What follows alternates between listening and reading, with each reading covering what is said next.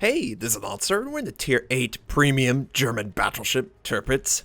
It has 8 380mm guns, 8 torpedoes, 53 AA defense rating, a surface detect of 14.3 kilometers, top speed, 32 knots, total hull 69,300. For my modules, reduce crit chance on main battery, increase main battery accuracy, reduce the chance of flood and fire, faster rudder shift, concealment. For my commander, situation awareness, basic survivability, faster turret, traverse, and superintendent. We are on the map, the Atlantic, in the Tirpitz, on patch 0.5.6. Now, this has just been a triple threat of things that I didn't really see coming together. I tried to play the Hipper with the brand new hull, the Atlantic bow, and that didn't go as well as I would have liked. I tried the Furutaka. The games were alright. They weren't super carries. And then I was like, you know what? We haven't played the Tirpitz in a while. I've tried before, and I have been unsuccessful. But today, we succeeded. Now, as you can tell, the minimap is very different. You see the white outlines, that means they were recently spotted, and that's the last known position. The blue dotted line is the surface detectability for the ship. It expands and contracts based on what I'm doing. The bare minimum is 14.3 kilometers, the same information that I always introduce. So it's great for me. You can confirm that the game actually is reading out the basic information that is introduced whenever you look at the ship in your port. I also decided to turn on the Aaa Range because I feel like that's important. Even without an aircraft carrier, you have a general understanding of how close you can get to enemy scout planes, enemy fighter escorts. Now, we are engaging ships not that well, I might add. Initially, my division was headed for A, and I'm typing out, George! And it's not George, it's Jorge! Jorge, run! You gotta pull back!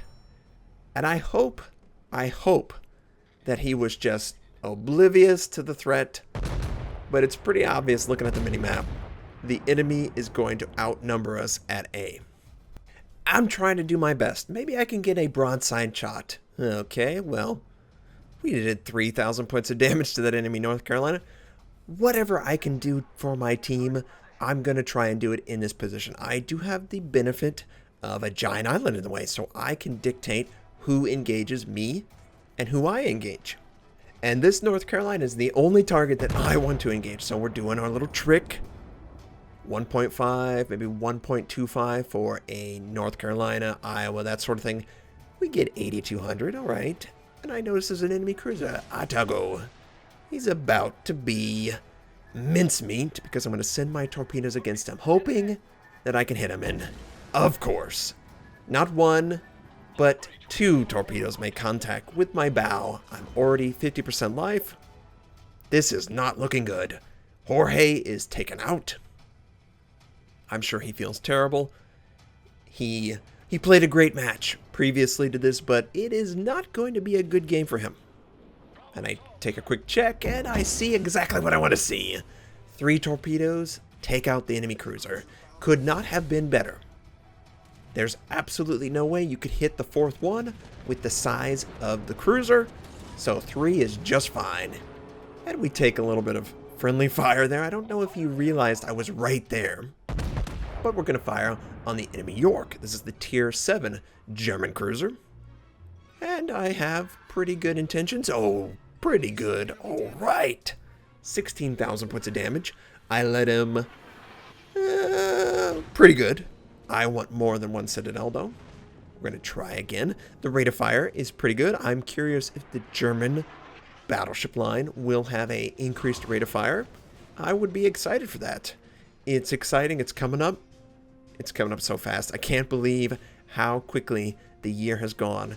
Making videos every day, it's really, really taxing on your time, but it's so worth it because everyone enjoys it. They improve at the game. I feel so rewarded every single time I get a reply. Hey, I really appreciate everything you do, man. It means a lot. So we transitioned away from A because that's suicidal. And we run into the enemy Hatsuharu, who was scouted out by the friendly destroyer. They're both Japanese, so most likely they'll never fire the guns. I believe that's from a cruiser. Don't you dare mistake that for a friendly Japanese. They don't have guns, Notser. You're crazy. Oh, he actually used it. This destroyer I like. Good for him. I'm not in an ideal target range. I do swap to HE because it is superior against a destroyer. And I am going to engage him long enough that I want to have HE on him for this salvo at least. So we send it out, we try to predict his location, and we predicted a little bit too much. We hit basically everywhere right in front of him but the ship. You also notice that free look indicator. I believe in the patch preview it said locked, but now it says free look, and that is basically me pressing the right mouse button. That's how I've always played the game, to lock the guns pointed one direction. And now it's explained, which is great, because it really needed to. It's one of those things that you might not pick up on if you've never taken advantage of the right mouse click. We completely miss. Those two destroyers completely hidden. They're never going to show themselves again. They're just going to send torpedoes and be annoying. And of course, A is going about as well as you would expect. But thankfully, we had some players on our team that had some foresight, and they went to capture C. So we have a 2-to-1 advantage. The enemy team has to overextend. I notice that this Iowa is showing a broadside, at least initially, to my position. And I'm going to try and assist with any amount of damage I can.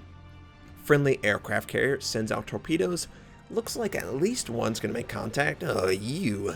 This Pensacola, he's pretty close. He's got a almost broadside. Let's see if we can pay off with a big citadel. The enemy destroyer is trying to capture B. We have a friendly obviously there. Ooh, that's okay. That's pretty good, actually. 7,600 points of damage. Oh, this is not good, though. We might take a torpedo. And there's a couple things you can do in a battleship. You can continue going forward at max speed. You can try and turn out of the way. I've chosen to try and outrun the torpedoes because the Tirpitz is a very fast battleship. Relatively. I wouldn't say it's fast compared to Soviet cruisers. We let off one more salvo just as this enemy Fubuki shows up. And we don't get the kind of damage that we would like. It's not an easy shot because he does have some angle, somewhat. So you sort of have to take off a little bit on the lead that you would normally give a left to right target. And this feels pretty good. Oh, we just barely missed the waterline and the citadel. You saw how close that was. Send out another set. Maybe this will work out in our favor. No, he turned away. So close, yet so far. And the enemies bump into each other. Comically, slows down the progress of both of them. They are sitting ducks. If I had a better rate of fire, I don't really have it. I'm still reloading, and I'm still considering the targets that are willing to show their side. This enemy York is willing to show his side, so I decide to fire on his position. I lead him basically exactly what I would describe, 1.5 plus a little bit extra, and it falls just barely short. I mean, it must have been millimeters, centimeters, just so close to hitting the target right where I wanted it. Only one shell makes contact, does no damage. But let's not be completely broken by that shot. Maybe this time we can actually get the citadel that we crave. And the enemy is, of course, capturing B. The destroyer has bailed out. They should have. It was too dangerous, not worth their time. That's a lot better. 9,000 points of damage. I will take that. The York is set up perfectly for the friendly battleships to take them out, who are closer, much closer. But I don't really have a target that I can engage effectively until this enemy Pensacola shows up, just as I was setting up a shot. I noticed that the York was turning away. It wasn't really worth my time. But this Pensacola, that could be a prize worthy of a salvo, and he does show himself.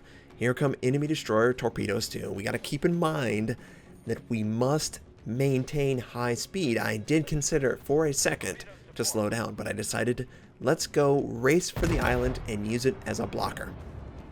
It cuts off half of our salvo though, and we sent it towards the Pensacola. I'm really hoping for a lot of damage. 11,000 points of damage, 1 citadel. We only got 1 shell to make contact, but it did 11,000 points of damage. Oh, and we avoided the torpedoes because of the speed of the Tirpitz. Some people might have decided to turn. They would be wrong in that scenario. Consider what the enemy is trying to do. He can't lead those torpedoes. That's it. That's his lead. Because the island's there, you just have to outrun those torpedoes. There's nothing else that can hit you for at least 20-30 seconds because obviously the islands are extensive. Now, the Pensacola is moving directly away from me. I decide to let my guns go. It's just trying to look for chip damage, right? That's all we're looking for. And we get a little bit more than a chip damage. We get a citadel on a perfectly neutral target moving away from us. That was a lot of luck. I noticed that this enemy Amagi is pretty low. I didn't want to take the kill. I wanted to see if the friendly battleship was going to hit him, and it didn't look like he hit him. He missed the opportunity. He has to wait on his guns.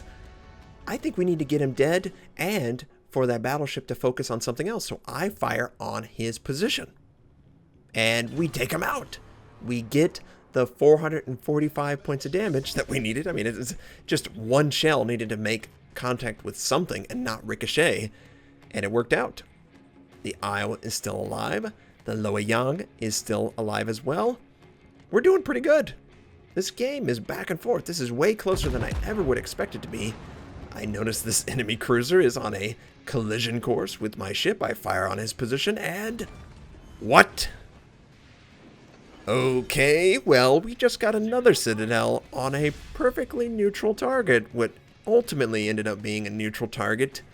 He turned with his bow facing directly at us. It hit the bow, I believe, and did like 12,000 points of damage. I didn't expect that. But man, did we need that. We needed that bad. We're about 115 points ahead. Oh, well, now we're not. Now we're only 20 points ahead, and the enemy team is quickly gaining because they have a 2-to-1 base advantage. We're basically deadlocked on ships. We need to make something happen. And I have an enemy destroyer hounding me with torpedoes. I know he's out there. I know he's close. I want to kill him. I want to kill him bad. I send out my aircraft. Maybe I'll catch sight of him.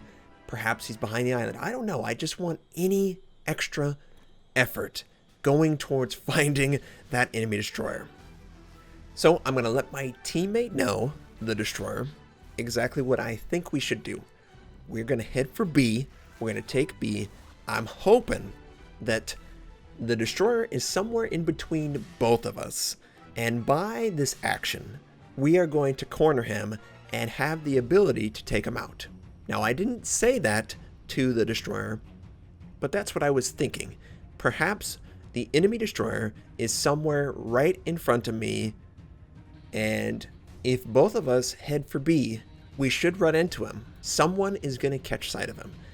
There's just too many variables for the enemy to deal with, and before that exact moment, I thought there might be 2 destroyers. We catch a little glimpse on the minimap that there is, in fact, only 1 enemy destroyer by me, and I know this because I am ship detected. You can see the detection ring. There's nothing that's close that I can see, and here come torpedoes. The aircraft carrier is definitely not close. The enemy destroyer, the enemy battleship, the other enemy battleship, nothing's close, so we know it's an enemy destroyer within that ring of detection. And am I going to get lucky enough to fit right in between? I'm just a little bit too big. If I could have just lost a couple ton around the waistline, we might have been able to slide right by that torpedo. But we're still alive. We're still in this game. There's still a chance. And I'm really happy what I see. I see an enemy North Carolina and an enemy destroyer really low.